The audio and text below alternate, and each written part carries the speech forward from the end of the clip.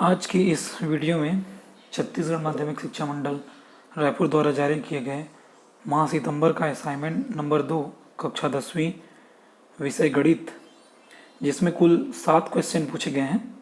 सभी क्वेश्चन का हल इस वीडियो के माध्यम से मैं बताने जा रहा हूँ। जिसमें पहला क्वेश्चन है, यदि किसी समांतर श्रेणी का पीवां पद Q तथा क्यूवां पद P हो तो सिद्ध कीजिए कि P प्लस क्यूवां पद शून्य होगा। तो चलिए इसका हल करते हैं, शुरू करते हैं। तो सबसे पहले हम माना समांतर श्रेणी का प्रथम पद A तथा सार्वंतर D है। अब चूंकि हम जानते हैं कि किसी भी श्रेणी का nवां पद का सूत्र क्या होता है, तो nवां पद बराबर हम लिखते हैं प्रथम पद A धन n ऋण 1 गुणा में D। ये nवां पद का सूत्र होता है। अब चूंकि प्रश्नानुसार यहाँ पर बोला गया है कि पीवां पद क्यों है, तब पीवां पद बराबर क्या लिखेंगे, Q। अब चूंकि पीवां पद का सूत्र यदि हम लगा दें, तो चूंकि यहाँ पर हमने प्रथम पद A माना है और यहाँ पर चूंकि nवां पद है तो यहाँ पर n होता है फॉर्मूले में, तो यहाँ पर पीवां पद है तो n के स्थान पे हम लिखेंगे P ऋण 1 D बराबर Q। ये एक हमको समीकरण मिल जाता है, इसको हमने समीकरण नाम 1 दे दिया। तथा दूसरा दिया हुआ है क्यूवां पद P है तथा क्यूवां पद क्या है, P है। तो सूत्र से इसका भी क्या हो जाएगा, क्यूवां पद का सूत्र A प्लस क्यू ऋण 1 D बराबर P। इसको हम दे देते हैं समीकरण नंबर 2। अब यहाँ पर चूँकि ध्यान से देखिए, हमको 2 समीकरण मिल गया है और इन दोनों समीकरणों से हम किसी भी विधि से, चाहे विलोपन से हो या प्रतिस्थापन से हो, हम A और D का मान ज्ञात करेंगे, जिससे तभी जो है हम P प्लस क्यूवां पद निकाल पाएंगे। तो चूंकि अब यही काम करते हैं, तो ये हमारे पास 2 समीकरण है, समीकरण 1 और 2। तो इन दोनों समीकरणों का हल हम विलोपन विधि से करेंगे। तो चूंकि देख सकते हो आप, इसका प्रथम पद जो है वो दोनों का समान है, अतः इन दोनों को यदि हम घटा दें तो इससे पहले हमें D का मान मिल जाएगा। तो हम एक काम करते हैं, इन दोनों को घटा देते हैं। तो समीकरण 1 को 2 से घटाने पर, अब घटा देते हैं इसको। अब देखिए इन दोनों को घटाएंगे तो क्या होगा, तो इसको फिर मैं लिखता हूँ। समीकरण 1 का जो लेफ्ट हैंड साइड में जो पद है A प्लस P ऋण 1 D, और आपका समीकरण 2 में जो LHS पद है वो ऋण, इसको कोष्टक के भीतर लिख लेते हैं, A धन Q ऋण 1 D कोष्टक बंद। अब इसके RHS साइड को देखते हैं, तो उसमें है Q ऋण, ये हो जाएगा आपका P, यहाँ पर P है। तो अब इससे क्या करेंगे, कोष्टक हटाते हुए हल करते हैं। तो ये हो जाएगा A धन P ऋण 1 D, उसके बाद ये माइनस प्लस, यहाँ ऋण धन क्या होगा, ऋण A। फिर अगला ऋण का भी गुणा कीजिए, ऋण धन होगा ऋण, यहाँ पर क्या मिलेगा हमको, Q ऋण 1 D बराबर, यहाँ पर हमको मिलेगा Q ऋण P। अब यहाँ से कुछ पद कैंसिल हो रहे हैं, तो देखिए ये प्लस A माइनस ये दोनों क्या हो जाएंगे, कैंसिल हो जाएंगे। तो यहाँ पर जो पद है, जो शेष जो पद बचा है उसको लिख लेते हैं, P ऋण 1 D ऋण Q ऋण 1 D बराबर, यहाँ से चाहे तो हम ये ऋण को कॉमन ले लेते हैं, तो ऋण को कॉमन लेंगे तो ये क्या हो जाएगा, ये जो धन है वो ऋण हो जाएगा और ये जो ऋण है वो धन हो जाएगा। अब आगे देखिए, इसका अब अगला स्टेप क्या होगा, इन दोनों में हमें डी कॉमन आता हुआ दिखाई दे रहा है, तो दोनों से डी कॉमन लेते हैं। तो डी वो कॉमन ले लिए, तो क्या हो जाएगा, यहाँ पर बचेगा क्या, पी ऋण 1। अब वहाँ पर क्या बचेगा, साथ ही साथ ऋण का गुणा करते हैं, ऋण क्यू ऋण ऋण हो जाएगा धन 1, ये बचेगा। अब बराबर में मैं यहाँ लिखता हूँ ऋण, प्लस वाले को पहले लिख देता हूँ, P माइनस क्यू, ये हो गया। अब इसके बाद देखिए यहाँ पर क्या कैंसिल हो रहा है तो यहाँ पर -1 +1 ये दोनों क्या है, कैंसिल। अब बचा क्या, D P ऋण Q बराबर, इधर हमें मिल रहा है ऋण P ऋण Q कोष्ठक के भीतर। अब चूंकि हमको क्या क्या निकालना है, डी जो कि क्या है, सर्वांतर है, वो हमको निकालना है। तो इसको इसके साथ जो गुणा में है उसको उधर क्या करते हैं, पक्षांतर करते हैं। तो डी बराबर, अब पक्षांतर करेंगे तो गुणा में है तो किस में जाएगा, भाग में, पी ऋण क्यू, ये तो पहले से है, बटे क्या हो जाएगा, पी ऋण क्यू, ये हमको मिल गया। दोनों देखो अंश बाहर में से समान संख्या है तो ये कैंसिल, ये कैंसिल। तो यहाँ पर जो मान हमको जो मिलेगा डी बराबर वो मिलेगा, तो ऋण पहले से है तो ऋण 1। तो देखो ये हमें जो है पहला डी का मान मिल चुका है। अब क्या करेंगे, डी का मान किसी भी समीकरण 1 या 2 में रखेंगे तो हमें जो है वो किसका मान दे देगा, ए का मान दे देगा। तो किसी भी समीकरण में रख देते हैं, तो समीकरण मैं 1 का ही उपयोग कर लेता हूँ।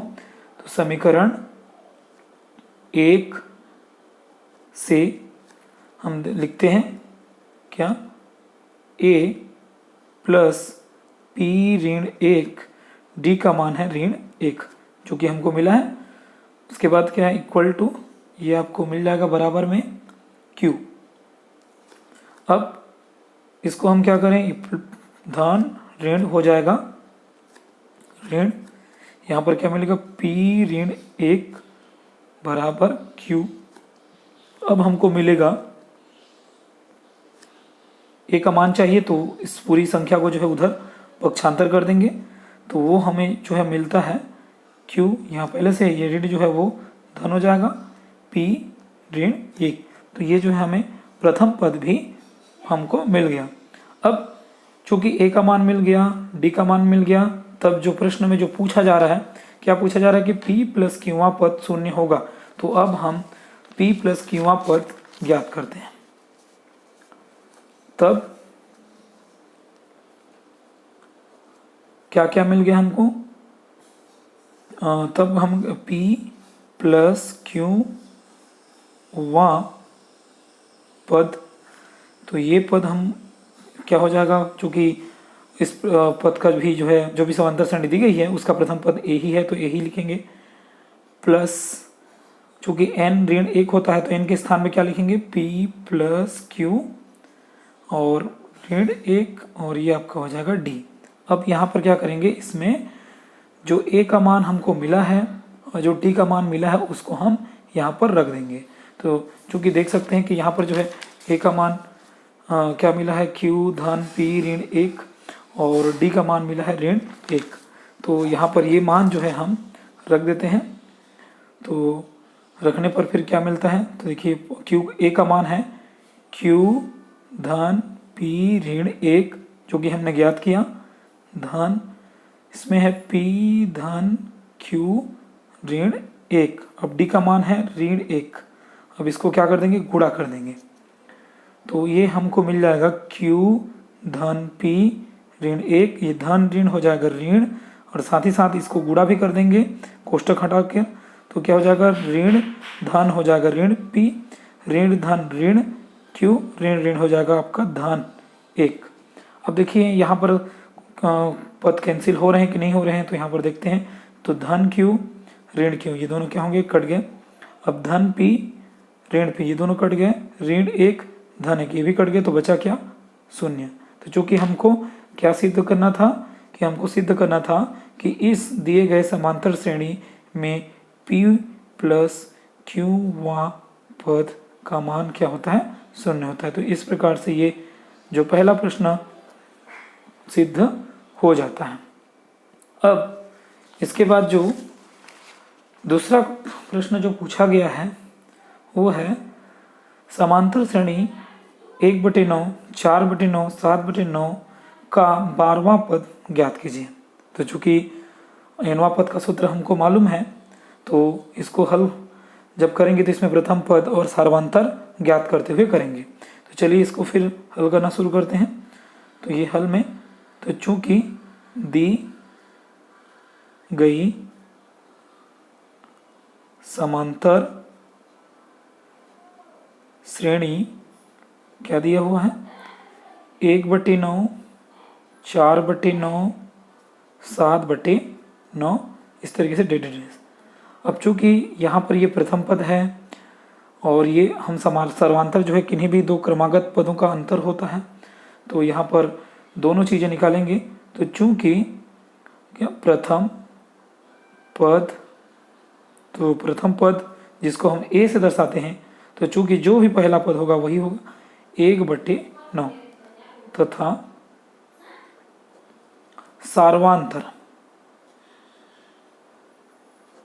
सार्वांतर निकालने का तरीका, कोई भी दो क्रमागत पद को घटाइए। तो यहाँ पर जो है द्वितीय पद ऋण प्रथम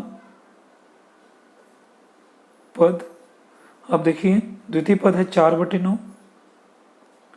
प्रथम पद है 1/9, दोनों का हर समान है तो एक बार लिख देते हैं 9, और ये कितना हो जाएगा 4 ऋण 1, कितना मिलेगा, 4 में 1 गया 3/9। अब ये 3 से कैंसिल भी हो रहा है, 3 एकम 3 तिया, तो हमको जो मिल जाता है वो मिलता है 1/3। तो कुल मिला के हमको सार्वंतर D बराबर मिला 1/3।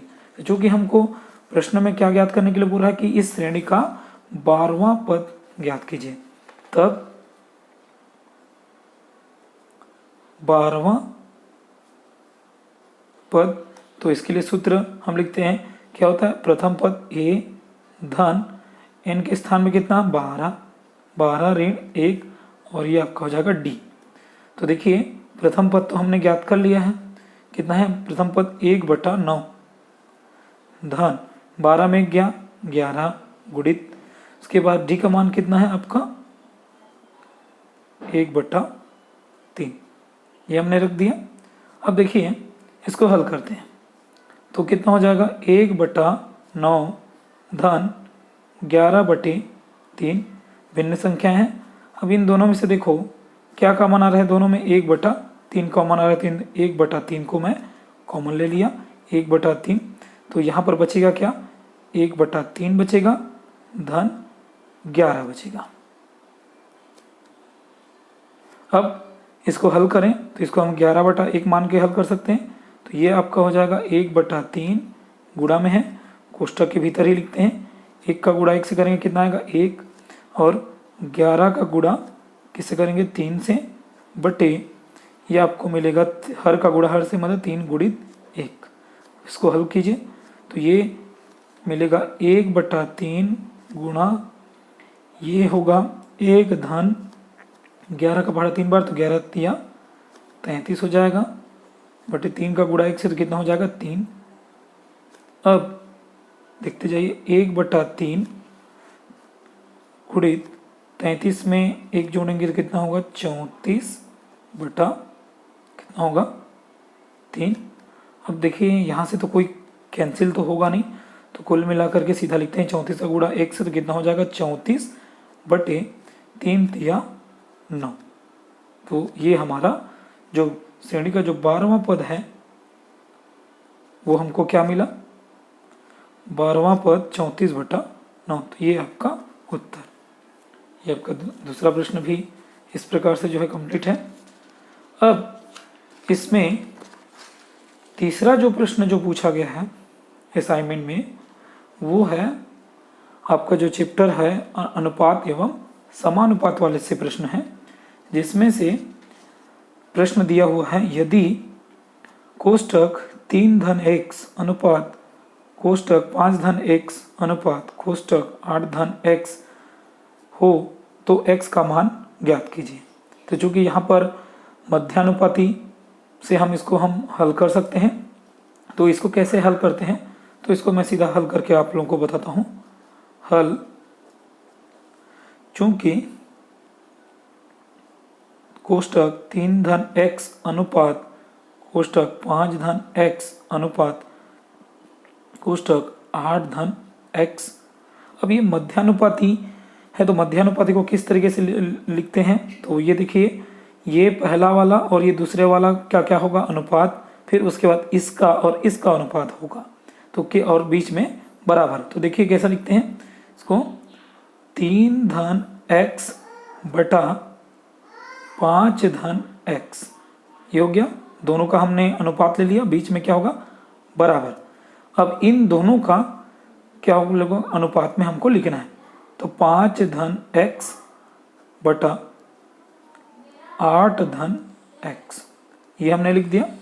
अब कुछ करना नहीं है, हमको केवल तिर्यक गुणा करना है और x के मान निकालने हैं।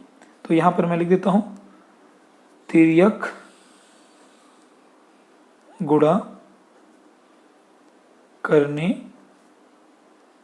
पर, तो देखिए तिर्यक गुणा करते हैं, क्या मिलेगा, 3 धन x का गुणा 8 धन x से ऐसा, और ये इस प्रकार से, तो क्या हो जाएगा आपका 3 धन x गुणा 8 धन x बराबर, अब इसका गुणा इसके साथ करेंगे तो 5 धन x गुणा 5 धन x, ठीक है।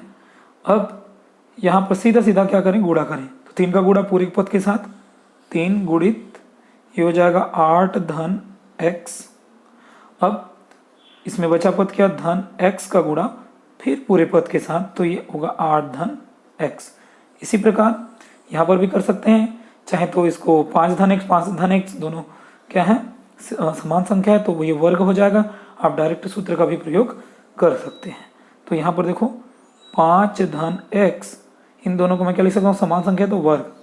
अब इसको गुणा करें तो क्या हो जाएगा, 3 का गुणा 8 से, 3 गुणित 8 धन 3 का गुणा x से 3x धन x का गुणा 8 से कितना होगा 8x धन x का गुणा x से कितना होगा x का वर्ग। अब ये सूत्र होता है, कौन सा सूत्र, a धन b पूरे का वर्ग, तो इसमें हम मान रख देते हैं। तो देखिए क्या होता है सूत्र, a का वर्ग मतलब 5 का वर्ग धन b का वर्ग मतलब x का वर्ग धन 2ab, तो 2 गुणित a का मान है 5 और b का मान है x। यहाँ पर मैं सूत्र भी लिख देता हूँ, a धन b पूरे का वर्ग जिसका होता है a का वर्ग धन b का वर्ग धन 2ab। अब इसको हल करें, 8 दिया 24 हो गया, ये कितना हो जाएगा 3x धन 8x, अगले बार जोड़ देंगे इसको, धन x का वर्ग बराबर 5 का वर्ग मतलब कितना होगा 25, क्योंकि 5 को 2 बार हम 5 गुणित 5 लिख सकते हैं, धन x का वर्ग और फिर है आपका धन 5 दूनी 10x। अब चूंकि हमको x का मान ज्ञात करना है, तो एक काम करते हैं, सारे इधर के पदों को इधर पक्षांतर कर देते हैं। तो चलिए पक्षांतर करते हैं, तो ये हो जाएगा 24 धन 3x और 8x को जोड़ेंगे तो कितना आएगा 11x धन x का वर्ग। अब इसको इधर पक्षांतर कर दें तो ये हो जाएगा ऋण 25 ऋण x का वर्ग ऋण 10x, ये होगा बराबर, इधर हो जाएगा 0। अब देखते जाइए, जो जो घट रहा है उसको घटाइए, जो जोड़ रहा है उसको जोड़िए। तो यहाँ पर एक एक करके देखते हैं। सबसे पहले 24, एक काम करते हैं, सबको मानक रूप में लिख लेते हैं, बड़े घात के पदों को पहले। या देखिए सबसे बड़ा घात पद है x का वर्ग, फिर उसके बाद है ऋण x का वर्ग, उसके बाद धन 11x, फिर उसके बाद ऋण 10x, उसके बाद ऋण 25 और धन 24 बराबर 0। अब ये देखो धन x का वर्ग ऋण x का वर्ग, ये दोनों कैंसिल हो जाएंगे। अब ये दोनों घटेगा, 11x में 10x घटाएंगे तो क्या होगा, केवल x बचेगा। अब यहाँ पर ऋण 25 में 24 घटाएंगे तो कितना होगा, ऋण 1 बराबर 0। अब देखिए, चूँकि हमको x का मान चाहिए तो ऋण 1 को उधर पक्षांतर कर देते हैं, तो x बराबर हमको मिलेगा -1। तो कुल मिला करके हमको x का मान मिल गया। यही आपका उत्तर होगा। तो ये तीसरा क्वेश्चन भी इस प्रकार से।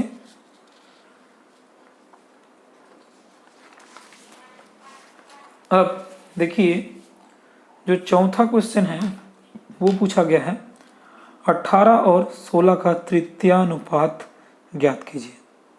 तो यहाँ पर देखिए, इसको कैसे हल करते हैं। हल माना तृतीयानुपात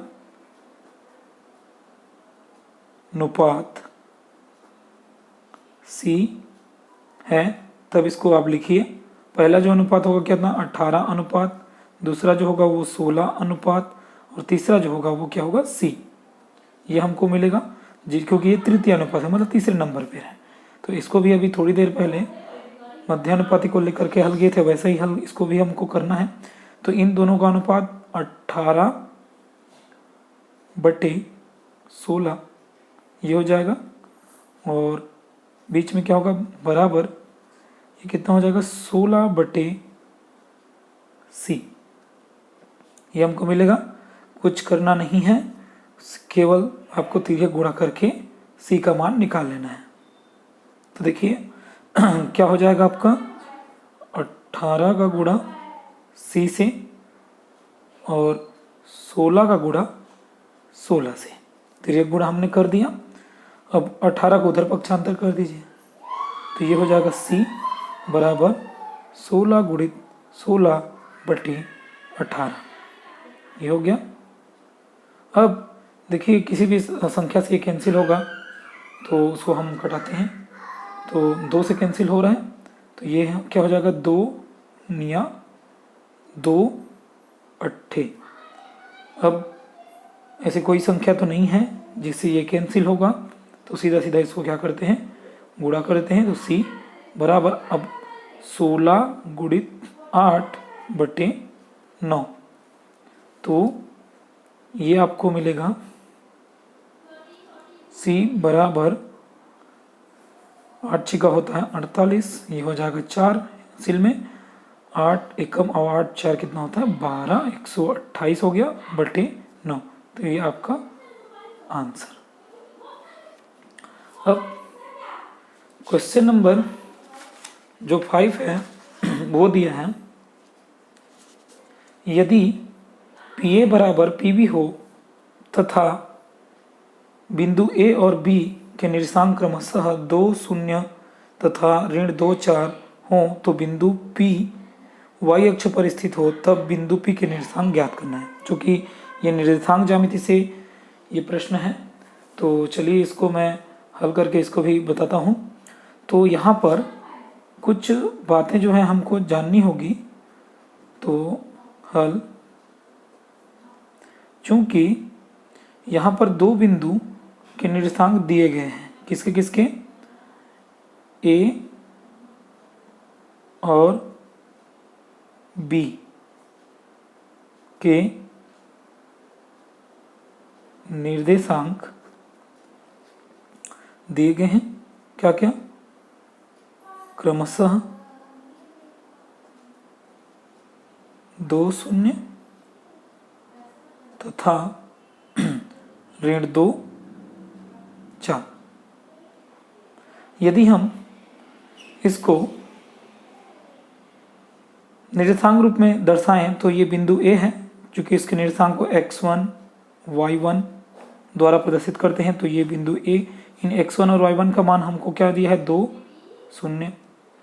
उसी प्रकार बिंदु B x2 y2, तो ये हो जाएगा बिंदु B जो कि दिया हुआ है -2 और 4।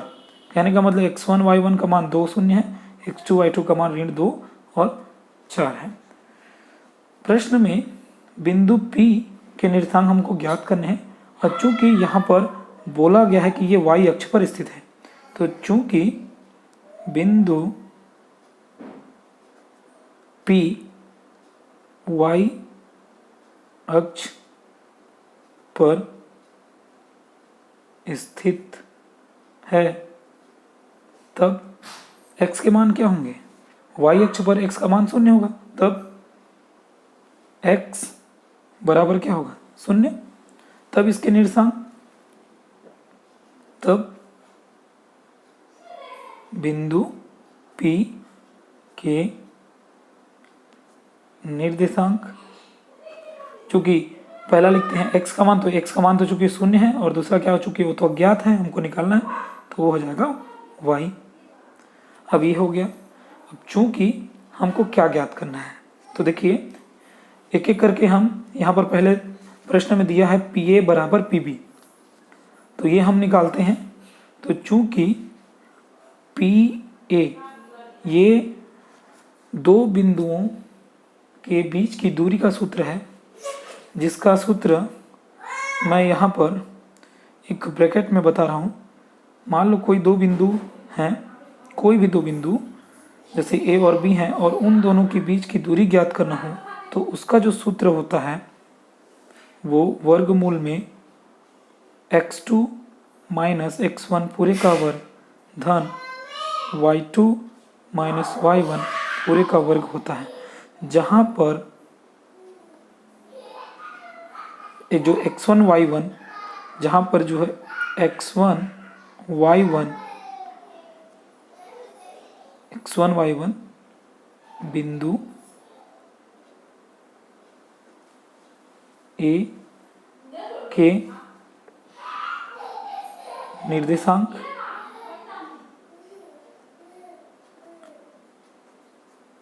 ठीक है, और तथा x2 y2 बिंदु B के निर्देशांक हैं। ठीक है, तो यही फॉर्मूला हमको प्रयोग करना है। तो देखिए ए का निर्देशांक क्या है, तो जो ए के हैं वो x2 और y2 के होंगे, कहने का मतलब इसका। तो ये जो है हम डायरेक्ट मान रखते हैं वर्गमूल, कहने का मतलब ये ए के निर्देशांक को पहले लिखेंगे, तो ये क्या हो जाएगा आपका 2। उसके बाद ऋण p के, देखिए p का पहला क्या होगा 0 पूरे का वर्ग धन, उसके बाद पुनः y में देखेंगे तो a का क्या हो जाएगा, ये है आपका 0, तो ये हो जाएगा आपका 0 ऋण इसका y क्या हो जाएगा, किसका, p का, तो p का जो है वो y का वर्ग, ये हमें मिला। इसको थोड़ा सा सिंप्लीफाई कर देते हैं, हल कर देते हैं, थोड़ा सरल कर लेते हैं, तो ये हमको मिलेगा PA बराबर वर्गमूल 2 ऋण 0, मतलब कितना होगा 2 का वर्ग धन 0 ऋण y, तो कितना होगा ऋण y का वर्ग, तो ऋण का वर्ग क्या होता है धन, तो धन y का वर्ग हो गया। अब हमको ये मिलता है PA बराबर वर्गमूल 2 का वर्ग मतलब 4 धन y का वर्ग, ये हमको मिलता है। तो ये हमें जो है मिल गया क्या PA, इसको दे देंगे समीकरण नंबर 1। तथा इसी प्रकार प्रश्न में बोला है PB, तो PB भी हमको निकालना है। PB तो यहाँ पर भी दूरी का सूत्र से निकालेंगे। देखो पहले B का देखिए, तो B में जो x के मान है वो क्या है ऋण 2, फिर होता है ऋण, उसके बाद P में देखिए तो होगा 0 पूरे का वर्ग, फिर बीच में है धन, उसके बाद फिर y के मान देखिए, तो y का मान जो है B में 4 है, 4 ऋण, उसके बाद इसके मान क्या है y है, तो क्या हो जाएगा y 4 ऋण y पूरे का वर्ग। अब इसको भी थोड़ा सा हल कर लेते हैं।